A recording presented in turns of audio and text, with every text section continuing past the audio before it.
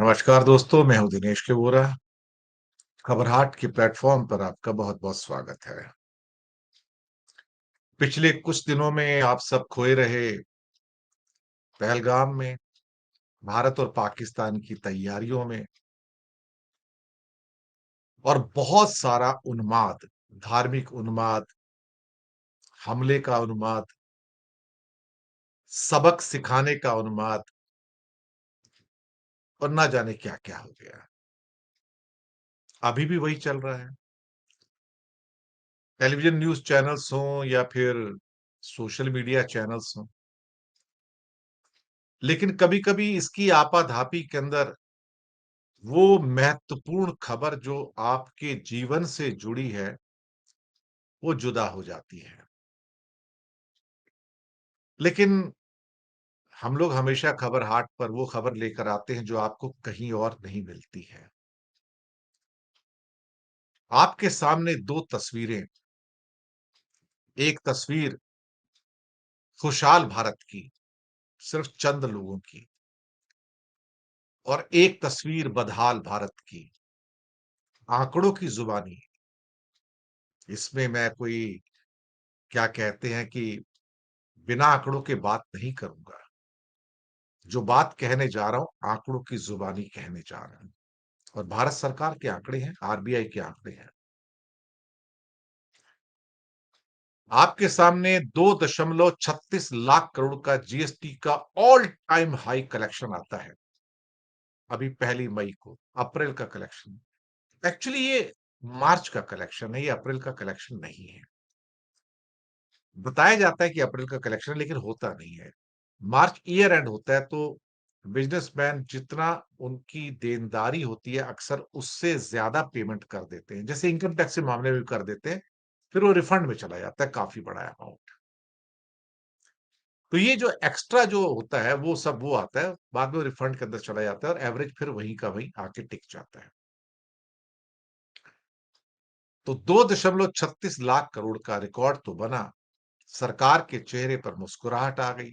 साथ में 80,000 करोड़ का सरकार को पब्लिक सेक्टर एंटरप्राइजेज का डिविडेंड भी मिल गया और ये भी सुनने में आ रहा है कि अभी कुछ ही दिनों में या कुछ ही हफ्तों में रिजर्व बैंक ऑफ इंडिया लगभग 3 लाख करोड़ के आसपास रिकॉर्ड डिविडेंड देने जा रहा है केंद्र सरकार को। झोली भरी हुई है साहब।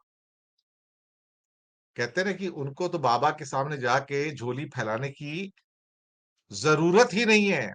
जितनी जरूरत है उससे ज्यादा झोली भरी हुई है। जितनी जरूरत थी उससे ज्यादा टैक्स आ रहा है जीएसटी का। जितनी जरूरत थी उससे ज्यादा सरकार के पास सीपीएसई का यानी कि पब्लिक सेक्टर अंडरटेकिंग का टैक्स आ रहा है, डिविडेंड आ रहा है। और आरबीआई का डिविडेंड तो सारे आसमान चीर कर आ रहा है आपके पास। 2.5 से 3.5 लाख करोड़ के बीच में हो सकता है। लेकिन इसके साथ एक तस्वीर और भी तो है ना। ये तस्वीर पहली इसको मैं एक्सप्लेन कर दूं कि 2.36 लाख करोड़ का मतलब ये नहीं कि आपका वॉल्यूम बढ़ गया। यानी कि अगर पिछले साल ये पेन 100 बिके थे तो इस साल भी 100 ही बिके हैं। फर्क कितना है कि पहले 100 रुपए का पेन एक पैकेट ले लीजिए, उसके ऊपर आप 18% का टैक्स देते थे। अब यही पेन का जो बॉक्स आता है, अब ये 110 115 रुपए का हो गया पिछले साल से 10% बढ़ के। तो जीएसटी भी 10% बढ़ गया, 12% बढ़ गया। वॉल्यूम नहीं बढ़ा। पेन के सेट तो उतरे ही बिक रहे हैं या बाकी मोबाइल्स तो उतरे ही बिक रहे हैं, उनकी कीमतें बढ़ गई। बिस्किट तो उतरे ही बिक रहे हैं, बिस्किट के पैकेट की कीमत बढ़ गई। चॉकलेट तो उतनी बिक रही है, चॉकलेट के पैकेट की कीमत बढ़ गई। जो बाकी ज़रूरी चीज़ें हैं, घी, तेल, आटा जो भी आप खरीदते हैं, जो पैक्ड फूड्स है सबके ऊपर जीएसटी लगता है। खरीदते तो उतरे ही हैं, लेकिन उसकी कीमत बढ़ गई। कीमत बढ़ गई तो बढ़ी हुई कीमत पर बढ़ा हुआ जीएसटी आ गया। जीएसटी तो रहम करता नहीं ना। तो वॉल्यूम तो बढ़ा नहीं, लेकिन टैक्स बढ़ गया क्योंकि उनकी कीमत हो गई। चलिए ठीक है, सरकार के लिए खुशहाली है साहब, सरकार के खजाने भरे हैं। इस खुशहाली की पिक्चर से अगर हट के जाते हैं तो एक बदहाली की पिक्चर भी सामने आती है। मुझे लगता है कि वो बदहाली की पिक्चर हमारी मजबूरी, हमारे असहायपन और एक तरह से कहा जाए तो हमारी जो दरिद्रता है, ये उसको ज़ाहिर करती है। ये लोगों के आँसुओं को ज़ाहिर करती है कि नीचे दर्द कितना है। ₹5 के पैकेट पर बिस्कुट पैकेट पे पहले जहाँ उसमें 10 बिस्किट आते थे, अब 6 बिस्किट आते हैं, टैक्स तो उतना ही जाता है ना। या फिर ₹5 का पैकेट ₹6 का हो गया, तो नेचुरली उस ₹1 के ऊपर फिर से 18 पैसे सरकार को तो एक्स्ट्रा मिल गए ना, उनके चेहरे पर खुशी। लेकिन जो बच्चे के लिए मुझे बिस्कुट लेना था, वो तो 5 की जगह 6 का हो गया ना। अब बात करते हैं उस बदहाली की जिसकी मैं चर्चा कर रहा हूँ।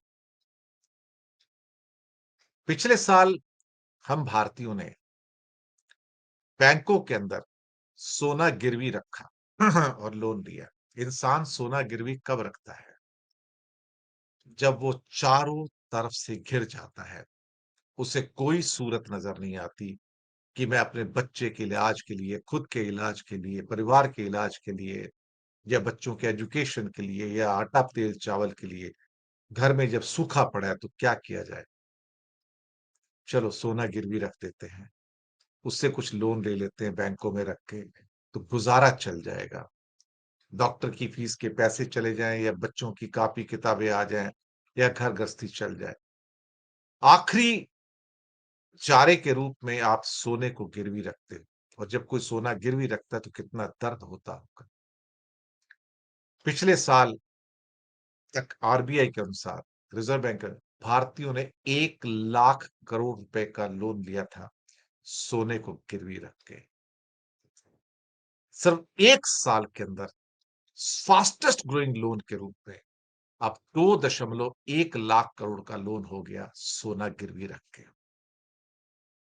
साहब लगातार लोग बैंकों में जा रहे हैं और कह रहे हैं सोना रख लो मुझे लोन दे दो इसके ऊपर साहब, लोन दे दो। कोई दिन नहीं जाता जब लोग बैंकों में नहीं जा रहे हैं सोने को गिरवी रखने के लिए। और पिछले साल तक ये संख्या 1 लाख करोड़ थी, अब बढ़ के 2,10,000 करोड़ हो गई। बाकी लोन तो नहीं बढ़े कहीं पर, चार्ट बता देता हूँ आपको मैं। पर्सनल लोन टोटल लोन्स के 32.4% से बढ़कर 32.6% हुए। सर्विस लोन्स यानी कि कोई ईएमआई वगैरह है, 27.9% से बढ़कर 28.3%, बहुत मार्जिनल राइज है। इंडस्ट्री में जो फैक्ट्री होती हैं, वहां तो कमी आ गई, फैक्ट्री लगी नहीं रही है। 22.2% से घटकर 21.5% आ गया है। होम लोन सेम के सेम रहे, 16.5%, 16.5%। लेकिन गोल्ड लोन 0.6% से बढ़कर 1.1% हो गया। इन रियल टर्म्स देखा जाए कि ये 0.6% और 1.1% ये कितना था? यानी कि 1 लाख करोड़ था, अब ये 2.1 लाख करोड़ हो गया। एग्ज़ैक्टली साहब। यानी कि इस 1 साल के अंदर और लोगों ने सोना गिरवी रखा और 1,01,000 करोड़ और उन्होंने लोन लिया, जो पिछले साल जो था 31 मार्च को 1 लाख करोड़ था, बढ़कर 2.1 लाख करोड़ हो गया। सोना गिरवी रख के इस मात्रा का 2.1 लाख करोड़ पे आना, ये तो सरकारी बैंकों का है।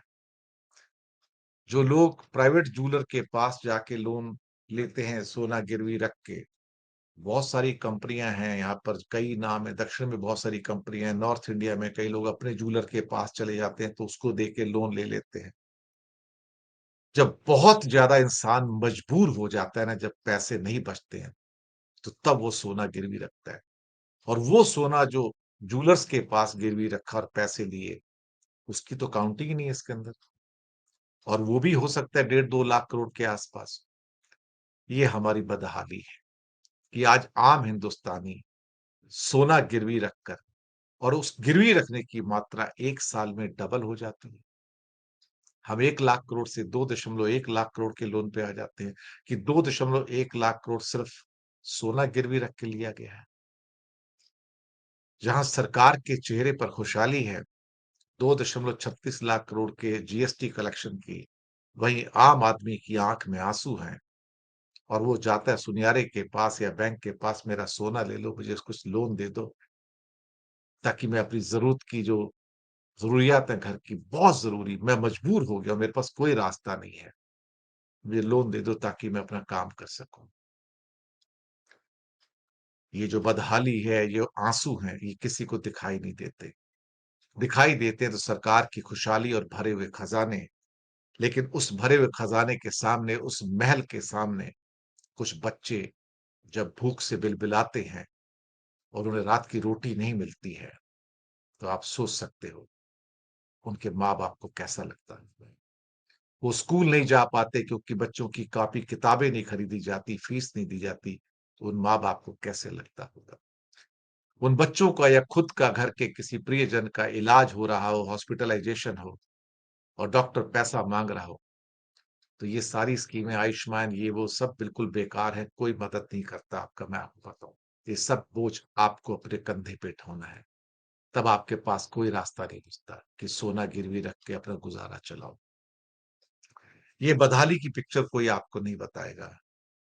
मैंने सोचा इस हिंदुस्तान, पाकिस्तान की आपाधापी में आपको ये तो बता दूँ कि आपकी बदहाली और ज़्यादा बढ़ गई। हम और ज़्यादा फटे-हाल हो गए, हम और ज़्यादा गरीब हो गए। पर किसको पड़ी है साहब, किसको पड़ी है? कौन रोता है हमें देखकर यहाँ पर? आम इंसान के आँसू पोंछने के लिए कौन आता है? कोई नहीं आता।